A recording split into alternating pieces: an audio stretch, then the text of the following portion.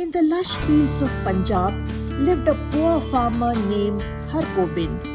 His land was small, his harvests were meager, and he and his wife often had to count every grain before cooking a meal. Yet, they lived with dignity, never begging, never cheating, only working hard with honesty. One day, Hargobind received a message.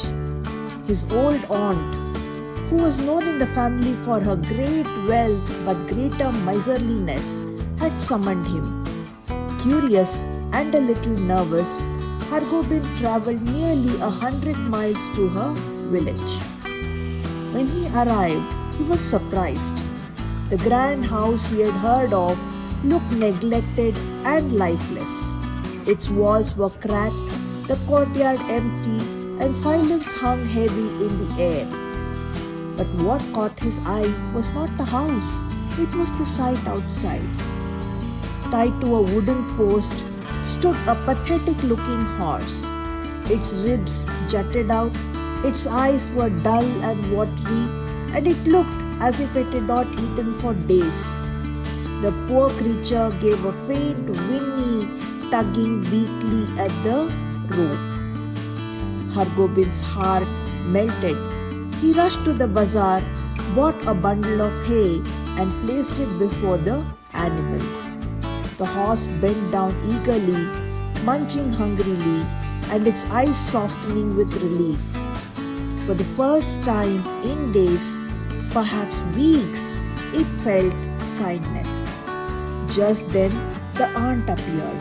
She frowned sharply. "Hargobind, wasting good fodder on this useless animal? It's no better than a burden." Hargobind bowed respectfully. "But aunt, it is starving. How can one watch such suffering and turn away?" The old woman scowled. After a pause, she said curtly, "If you care so much, then take it. The horse will be your inheritance." Shocked but too polite to argue, Hargobind accepted. He untied the horse, whispered a promise into its ear, and led it home. Back in his village, he and his wife treated the horse as their own child. They bathed it, rubbed oil on its coat, and fed it the best they could. Slowly, dull eyes brightened, the ribs filled out, and the horse stood tall once more, strong, graceful, and handsome. Weeks passed. One morning, news arrived that the old aunt had died. Hargobind, out of duty, set out for her funeral, riding the very horse she had dismissed worthless. After the rituals were over, Hargobind mounted the horse to return. But suddenly, in the middle of the path, the horse stopped. It neighed loudly, pawing at the earth, refusing to move. "Come on, boy," Hargobind coaxed. But the horse had only neighed louder, circling the same spot.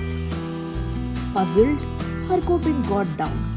Something in the animal's eyes urged him to trust. He picked up a spade and began to dig where the horse had pointed its hooves. The earth was hard, but soon his spade struck wood. With effort, he pulled out a buried trunk. When he opened it, he gasped. Inside lay gold coins, silver ornaments, and sparkling jewels, riches hidden away by his miserly aunt.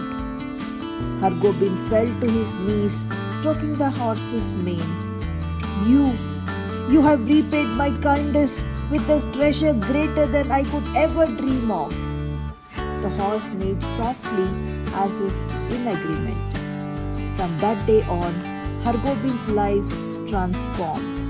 He and his wife lived in comfort, raised children, shared their fortune with the poor, and gave thanks every day for the blessing that had come their way. And through it all, the horse remained by their side, no longer weak, no longer forgotten, but cherished as the true guardian of their fortune. This was the horse's blessings.